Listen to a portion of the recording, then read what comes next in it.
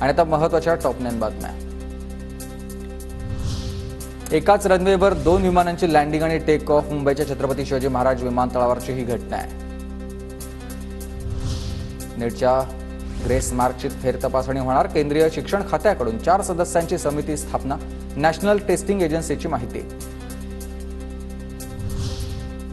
नीट निकालाची सीबीआय चौकशी करा। विद्यार्थ्यांसह कनिष्ठ डॉक्टर नेटवर्कची एनटीएकडे मागणी। नीट परीक्षेच्या निकालात मोठ्या प्रमाणात छेडछाड झाल्याप्रकरणी पुन्हा परीक्षा घेण्याचीही मागणी।